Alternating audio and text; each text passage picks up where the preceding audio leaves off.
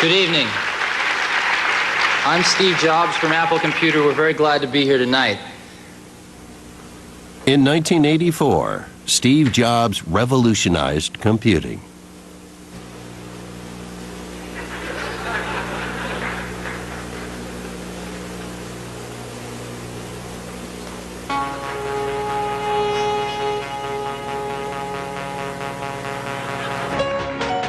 The Macintosh promised new levels of self-expression.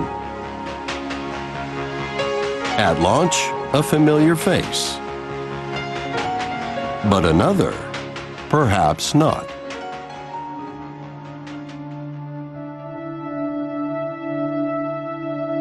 She's from a Japanese woodblock print.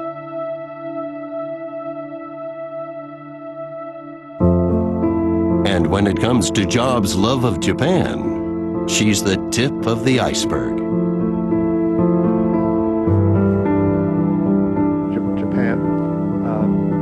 Close friends, colleagues, and design experts shed new light on why this came to be.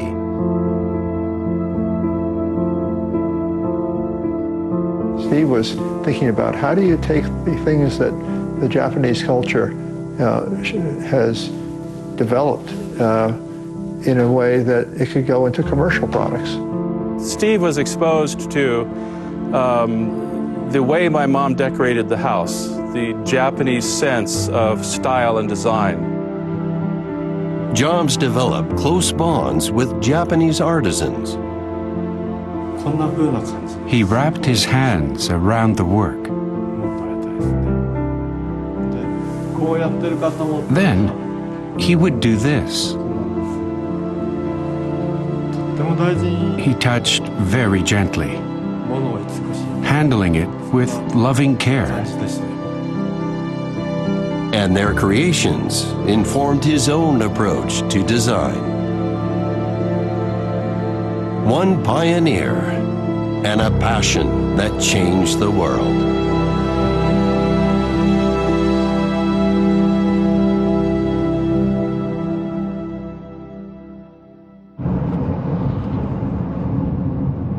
Steve Jobs first encountered Japanese art as a boy.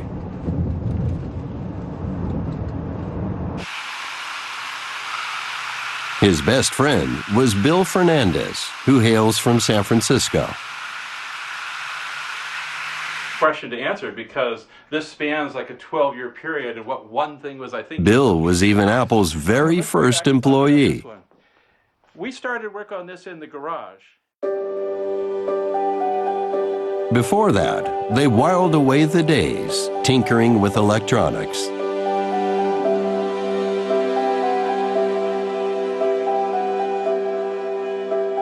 Jobs was always at his friend's house.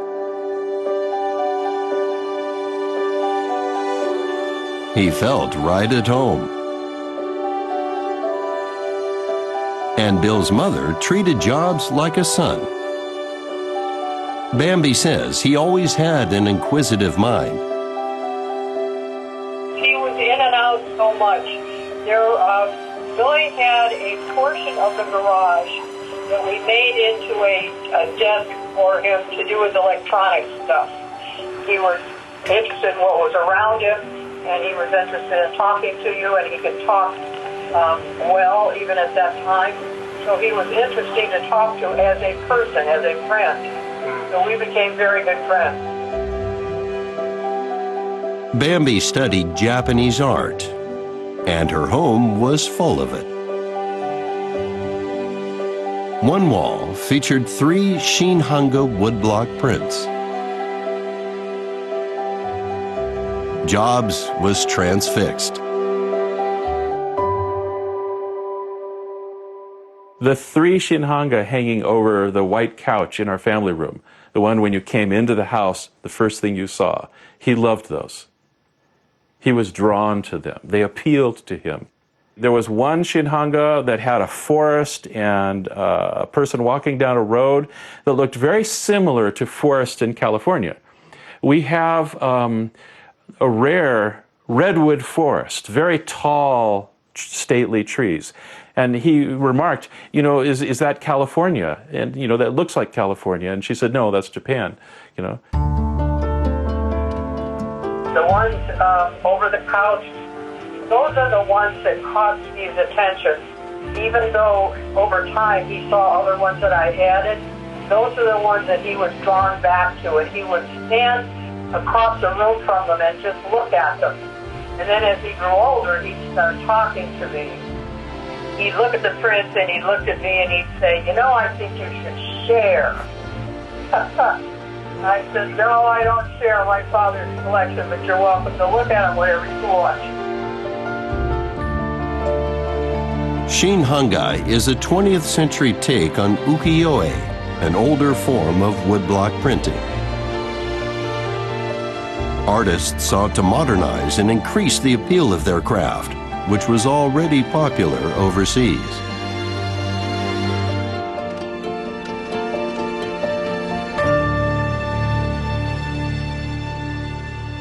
Bill shows us a gift from his old friend. So, this is the Shin Hanga by Hasui Kawase that was his wedding gift to me and my first wife. I felt very happy that Shin Hanga still meant so much to him and that he would honor me by giving me a gift that he knew would be very meaningful to me. A very thoughtful gift. Because I also love Shin Hanga. He experienced restrained. Bill says Shin Hanga was the starting point for Jobs' appreciation of Japanese beauty. Our house was a catalyst for Steve Jobs' development of his aesthetic sense. A big part of that was the Shin Hanga, because that's what you see. You walk in and boom, pictures. Beautiful pictures. Oh, that's so wonderful. I love that. You know, they speak to me. I think that was the beginning where he said, I like this. I like simple. I like clean. I like natural wood. I like this style of art. I like this aesthetic, this sensibility, and so forth. You could see his love of simplicity and elegance throughout his life, like in the products that, you know, he developed at Apple.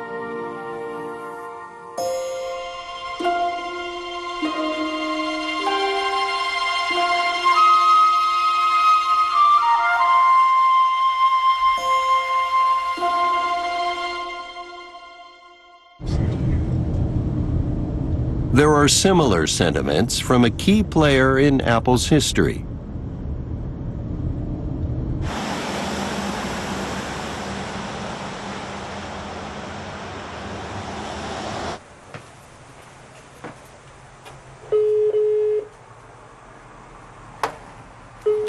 Hello, Mr. Scully. Hi, welcome to my home. Good to see you. Thank you very much, sir. Former CEO John Scully.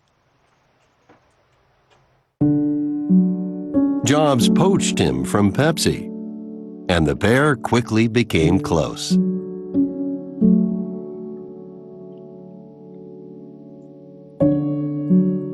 Scully's background includes industrial design, and they would often discuss art. I don't know the story. Scully remembers a man who invented products, but kept his own possessions to a minimum. When I went into his house for the first time, I was very surprised. I knew he could afford anything he wanted, but the fact that he lived such a simple life at home personally. And I asked him, I said, you know, is this what you like to do, or you just didn't have time to, you know, attend to getting things in your house? He said, no, I actually like it very simple. This is how I like it. Yeah, I actually have the things in my home that I wanted to have in my home. But one wall spoke volumes. His bedroom had just a simple single-person bed. On the wall were three photos, one of Einstein, the other of Mahatma Gandhi, and the third of a Japanese woodcut print of a lady. And other thing that was in the room was a Tiffany lamp. The Shinhanga Scully talks of is likely a work titled Asanegami, or Morning Hair. Compared with Einstein and Gandhi, it is a little bit weird to see this kind of presence, right? It doesn't feel weird at all with me knowing Steve. Steve was highly impressionable by things that influenced him, and he was very careful to select things that were important to him. He was highly influenced by Japanese culture personally, and so it makes total sense to me that would be of equal importance to Einstein and Gandhi.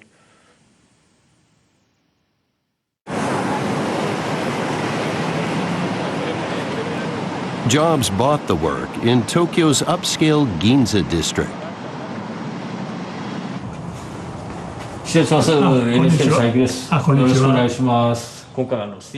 Gallery clerk Matsuoka Haruo remembers a man introducing himself as Steve.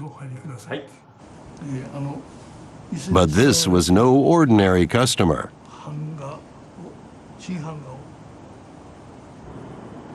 He said, "I'm going to start collecting Shinhanga, so please teach me everything."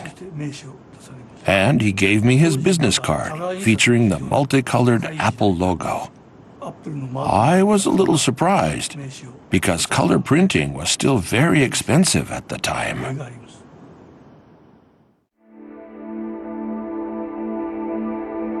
Jobs had clearly done his homework. Morning Hair depicts a woman who has just woken up, and it was banned by authorities at the time. Only a few still exist, which meant the price was high. I was somewhat taken aback. He seemed so casual about choosing it.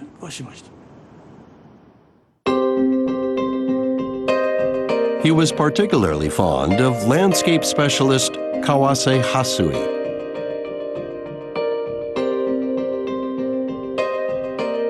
Just like his friend's mom.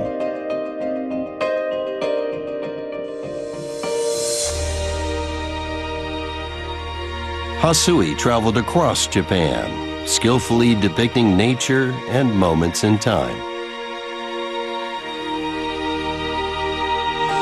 And he is often mentioned in the same breath as famous ukiyo-e artists Hokusai and Hiroshige.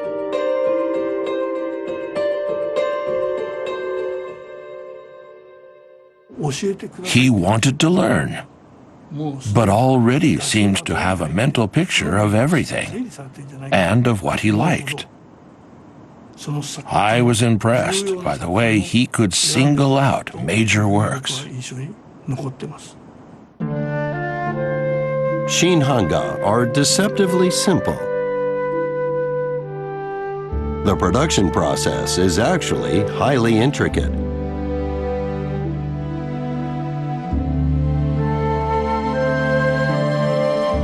A carver creates an outline based on the artist's vision.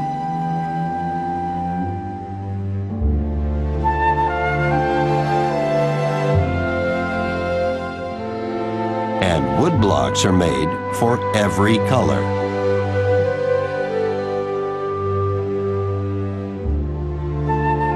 They are then taken to a printer, who renders the outlines first. The colors are added one by one, layer by layer.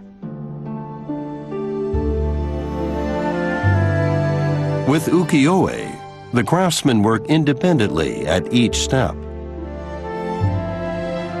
But Shinhanga artists convey their plan directly to the carver and printer. The aim is to keep the results as close to the original idea as possible.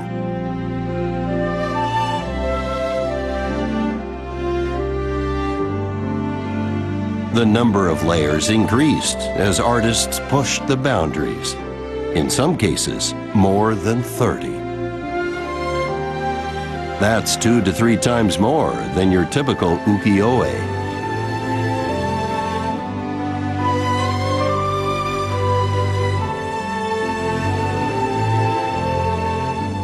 The way Shinhanga artists had control over an entire production process was not lost on Jobs.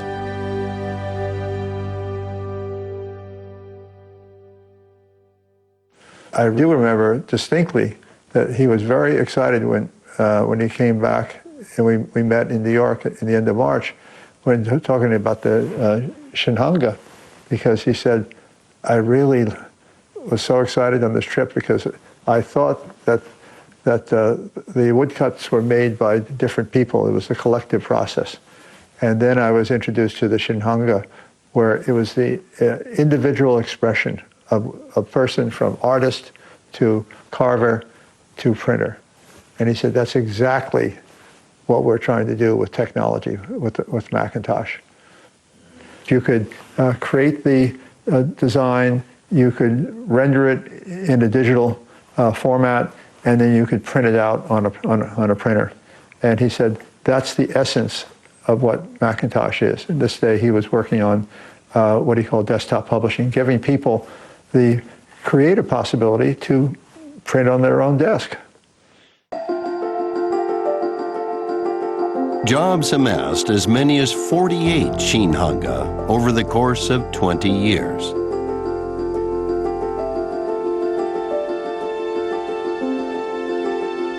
He even bought 2 prints of this work, titled Combing Her Hair.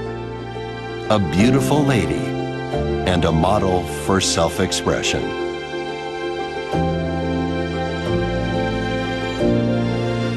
In a 2001 interview with NHK, he set out his ideas for what we can do with a computer.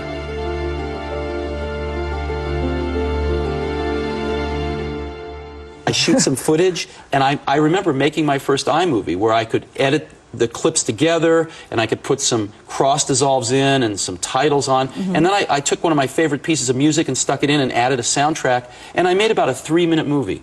And I showed it to my wife, and she started crying. And some of the movies are, maybe are better than others, but they all are very emotional. Can we help you express yourself in richer ways? In your music, in your movies, in your photography, and these kinds of things that people want to do.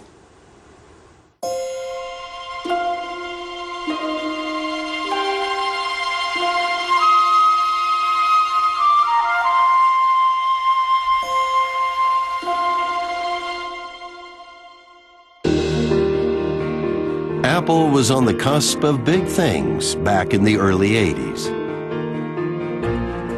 Jobs was developing the Macintosh. But some of the firm's success was down to another visionary in a faraway land, Sony chairman Morita Akio. The Japanese company's products were widely regarded as some of the world's best. Simple and beautiful. Jobs was a big fan.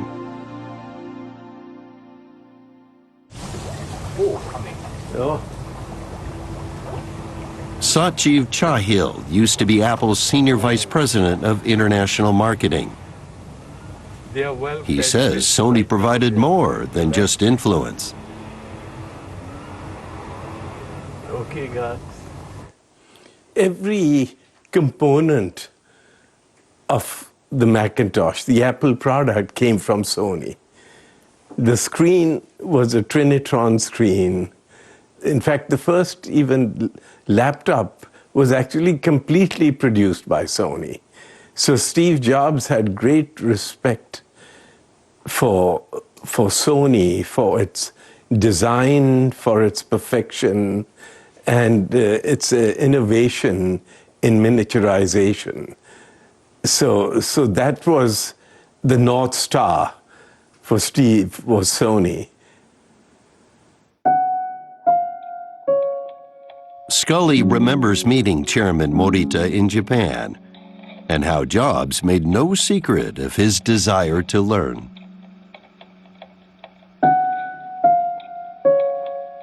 Steve wanted to know from Morita-san, how involved are you personally in the creation of the Sony Walkman.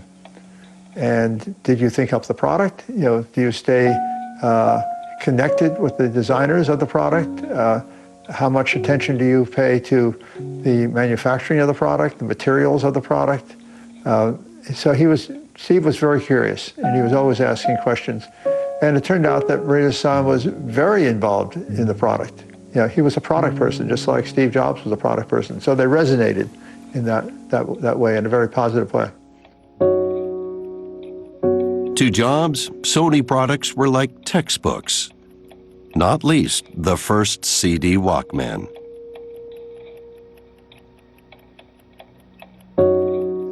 I remember when we were visiting with Morita-san in Tokyo, and he presented Steve and I both with a Sony Walkman. This was before the product was actually introduced on the market. And when we got on the plane to fly home, we both opened our box and we were looking at it, and Steve said, "Give it to me." And I said, "What do you mean, give it to you?" He said, "Morita-san gave us each one for a gift." He said, "No, we're going to take it back, and our engineers are going to take both of these apart, and we're going to look at every detail." Steve had so much respect for Sony because Sony paid attention to the details. And at that time, in the electronics world, nobody was paying attention to details except for Apple and Sony. Apple's early promotional materials proudly conveyed the firm's philosophy. A philosophy with deep roots in Japan. We always would come back to the foundational idea that simplification is the greatest sophistication. And Steve admired that in the Japanese culture and with Japanese artisans. And Akio Morita confirmed that. He said, yes, we pay a lot of attention to that. That's a principle for us of priority of how we develop and build our products.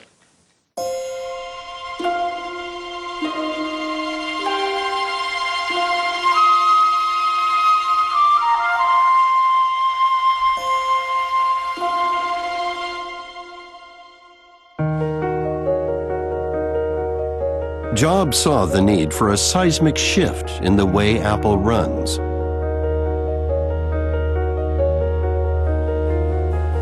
He recruited Hartmut Esslinger, who had worked extensively with Sony.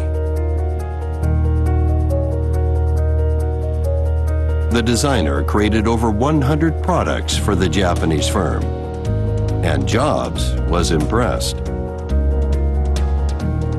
He wanted Apple products to be the computers, the best designed computers in the world, and actually Apple to be the best design in the world.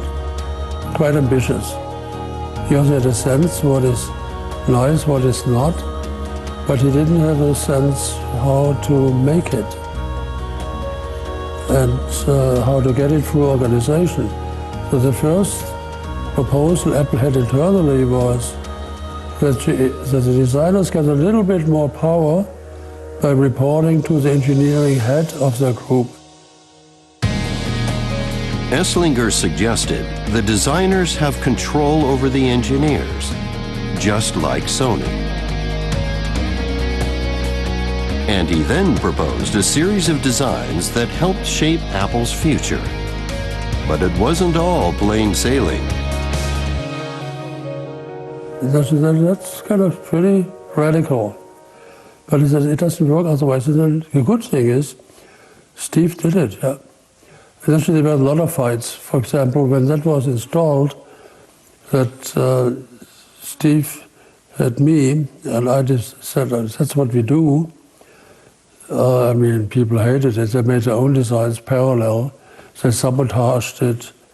I think the connection of Steve to Japan's culture in general, really happened in the very early days when we worked and created products and then found out using the Japanese system of collaboration, of improvement and so on, and trust is really the source for Apple's future success. So Apple, in fact, is based, I think, on the Japanese model call it industrial model.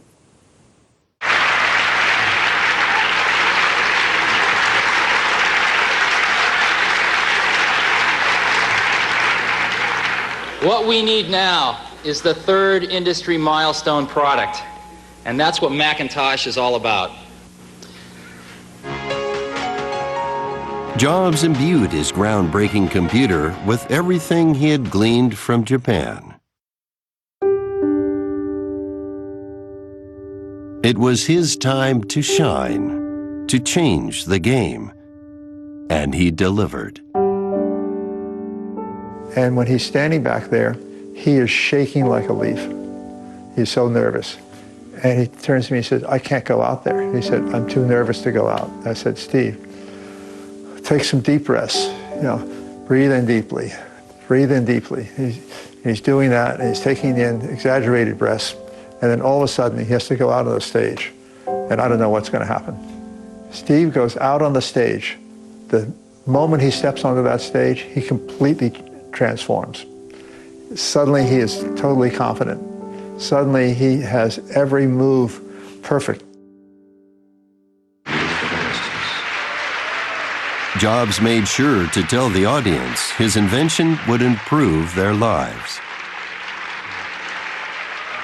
It lets you sing. It lets you make pictures. It lets you make diagrams where you can cut them and paste them into your documents. It lets you put that sentence in bold Helvetica or Old English, if that's the way you want to express yourself. By the 1990s, personal computers were everywhere. And people were using them in ways Jobs always knew they would.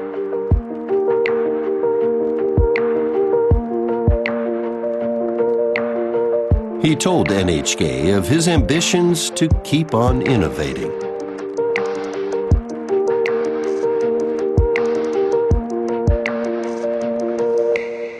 We see at Apple, one of the things we've always felt is that we want to stand at the intersection of technology and humanities.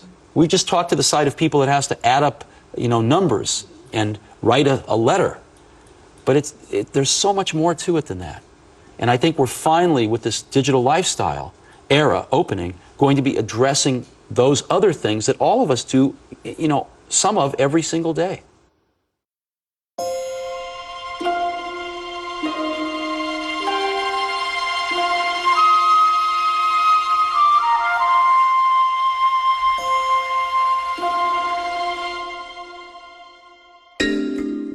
The iMac hit shelves in 1998. Curvy and colorful, this computer was an instant global hit. The design was radically modern, but the concept arguably traces back to Japan's ancient capital. Jobs found constant inspiration in Kyoto, and he would visit often. Traditional gardens, kabuki theater, and much more.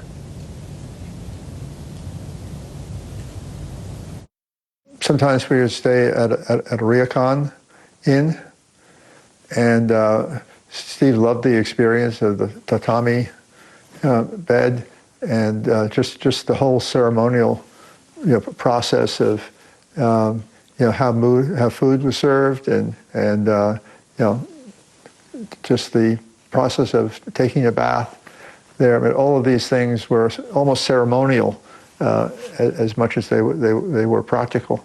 So Steve loved the experience of kind of being exposed to the Japanese culture. And during meal times, the food often played second fiddle to the plates. It was a very quiet experience watching Steve Jobs touch a Japanese ceramic, hold it in his hands, feel the texture of the surface, question slowly and saying, so where did the clay come to make this? What was the artisan's thinking? Had he done things like this before? he was very inquisitive about what the process was, what motivated the artisan to do this. Whenever Jobs visited Kyoto, he would stop by the galleries to buy ceramics.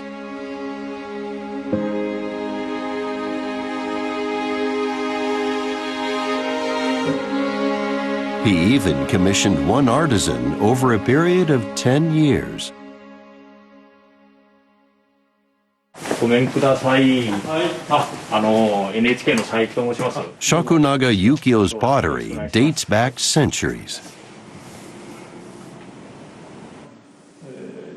He remembers meeting Jobs for the first time in 1996. Jobs picked up Shakunaga's works to get a feel for the shapes. He wrapped his hands around them. Then he would do this. The way he touched them was very gentle. And he handled them with loving care.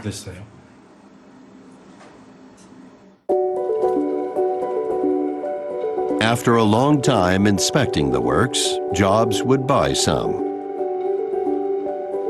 Others would be made to order.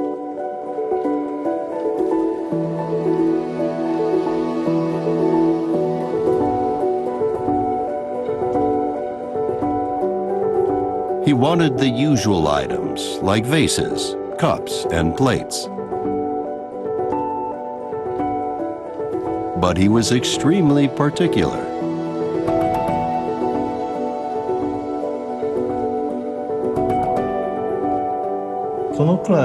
I suggested the corners be like this. But Mr. Jobs said he wants them even rounder.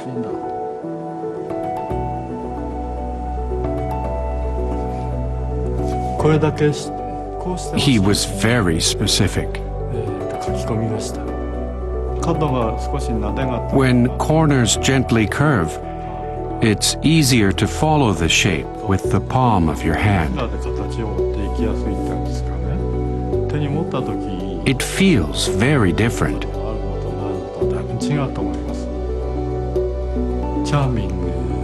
I think that gave the dishes a certain charm.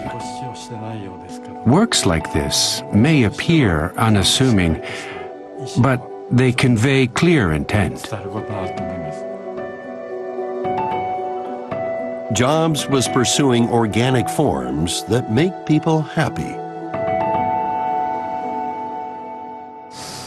Good morning, sir. Hello, welcome. I'm Saiki of NHK. Kyoto-based ceramics expert Robert Yellen spent time with Jobs. Welcome to my home and gallery. There's no labels because I want. One day he got a call from Apple's Tokyo office asking if he could guide Jobs around some galleries. Then I like to explain about things. Yellen took him to two, and also the home of a private collector. He was like a child in a candy store. He was just so excited and everything was new and fresh, and he goes, "What's that?" And we would take it and he would hold it and he'd go, "Okay, this is very interesting. I like that." Jobs was immediately enamored with a 16th century jar. It had a squat-like form, known as uzukumaru. He was very interested in these, and he would take it and turn it and kind of rub the shoulder a bit, see how it felt, the curve, turn it on the base, see how the clay looked, and just like, ooh, yeah, okay. He really, really loved the slope of the shoulders. Look how natural that is. It's just so pleasing to the eye. There's a softness to it. There's a romantic feel of sorts. It's like rubbing your hands over your own shoulders, or your girlfriend or wife or whoever it might be, your child. So he goes, yeah, I want my products to have that smooth shoulder feel. So I think he got a lot of hint from looking at these old jars. The iMac design team sought to create a product that would be cherished by all.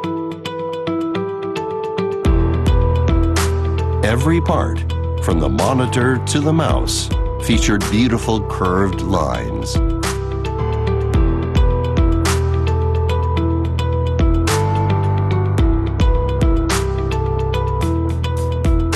And it heralded an era of similar forms across Apple's entire product line. I would watch him back in Silicon Valley, where he would pick something up in his hands. It could be a mouse, pointing device, and how he would hold it in his hands, and he would feel it and look at it from every different angle, and he would study it carefully. So for him, he was not interested in consumer research. He didn't believe in it.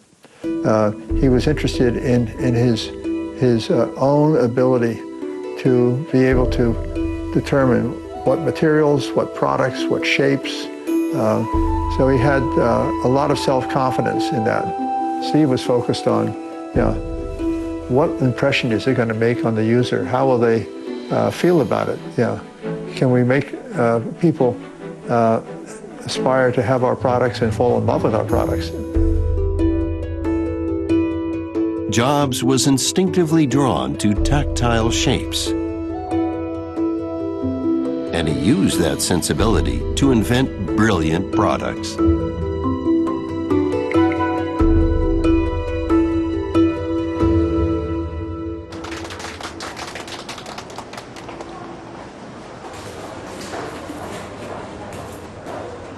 His passion for curves extended into all areas of the Apple universe.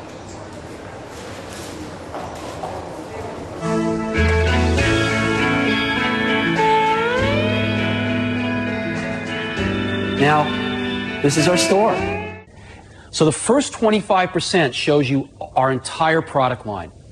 Now there's 36 computers. Jobs opened the first Apple store in 2001. iBooks on display. Most of the products are Citaspell. But it was about much more than shifting units. Selection of Mac education software that I've ever seen. But one of the things we want to do is create a place where people can learn not just about computers, but more importantly, what they can do, rather than just talking about megahertz and megabytes, things like that.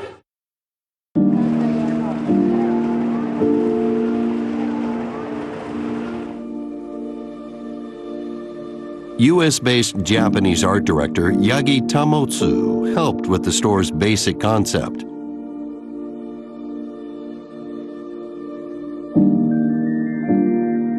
He says Jobs wanted to create a friendly atmosphere.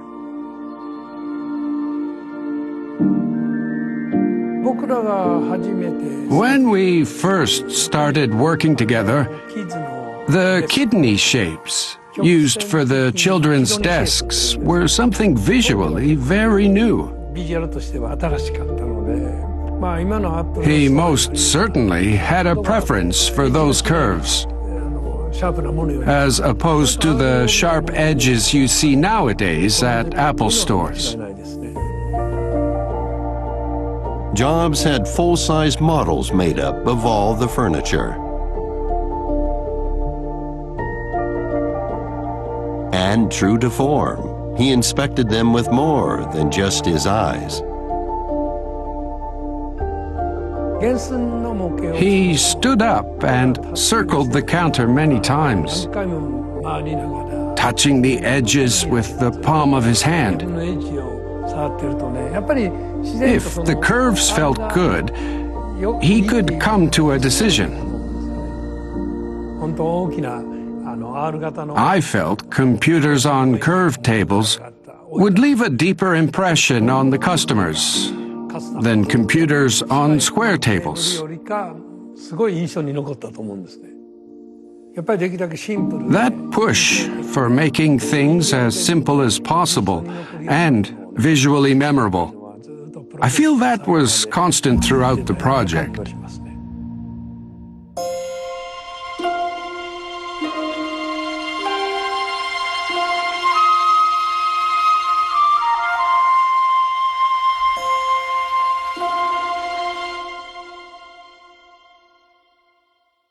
Jobs was diagnosed with cancer in 2003. But that didn't stop him from creating more groundbreaking products, including the iPhone. Jobs visited Kyoto again in 2010 for what would be the last time. He also stopped by Shigaraki, a nearby town long known for ceramics.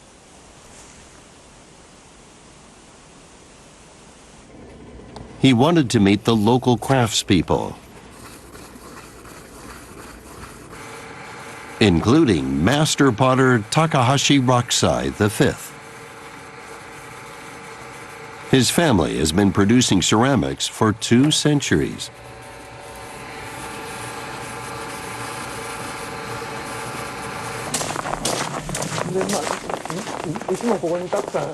Rokusai remembers Jobs inquiring about haikaburi, a prized style of Shigaraki ware.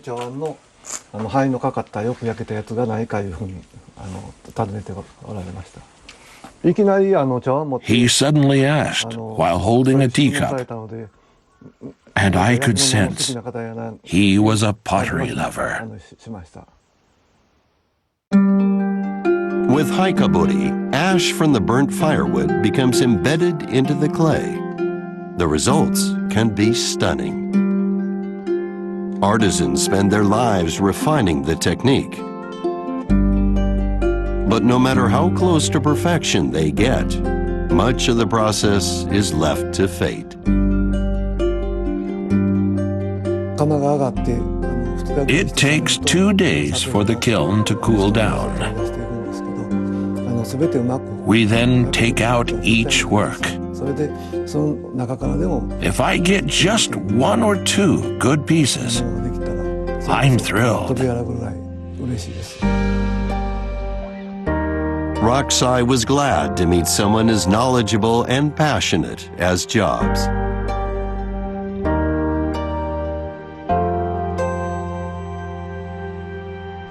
He bought a large bowl just like this, the best one I ever created. It's covered with lots of nicely colored ash. I was happy that he singled it out. I could tell he really loves and understands what we do.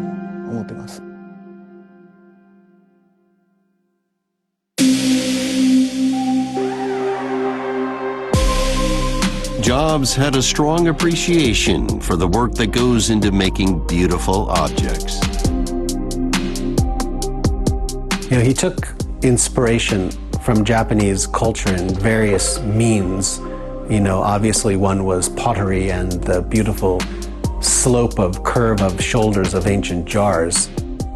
You know, the carpenters of old Japan, they made something look very simple like this room, but it's a very complicated procedure that they were able to produce looking at something which you perceive as simple beauty, but there's a lot of consciousness and technique and thought and design and many failures, I imagine, to create something so simply beautiful. It all sounds a lot like Apple.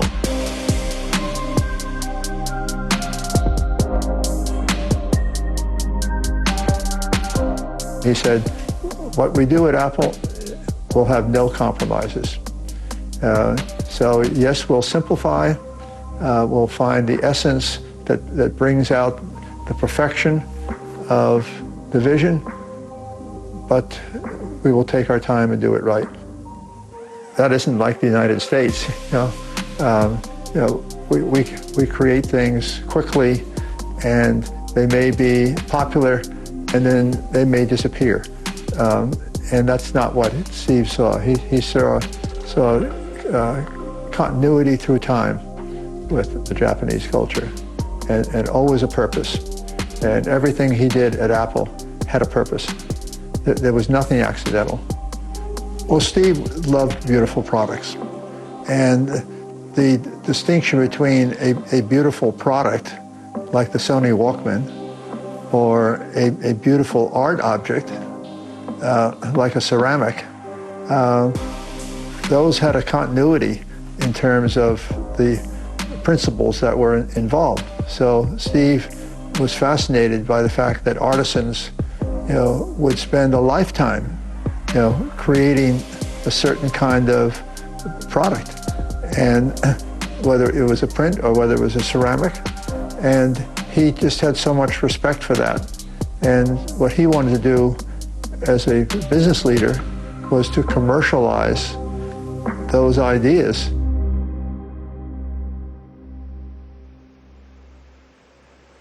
Scully invites us on a tour of his home.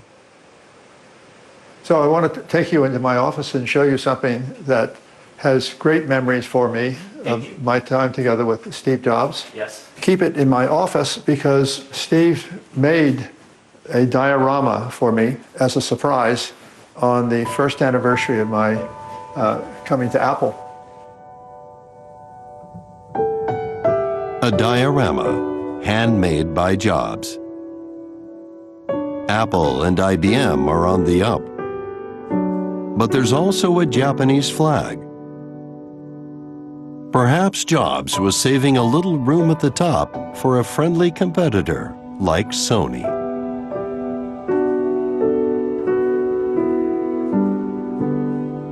And there was a great consistency, I think, in Steve's life with things that he learned and observed, particularly in Japan. He loved the food. He loved visiting there. He loved the art. He loved the craftsmanship of artisans. And each of these things found important ways of shaping the life that Steve chose to live.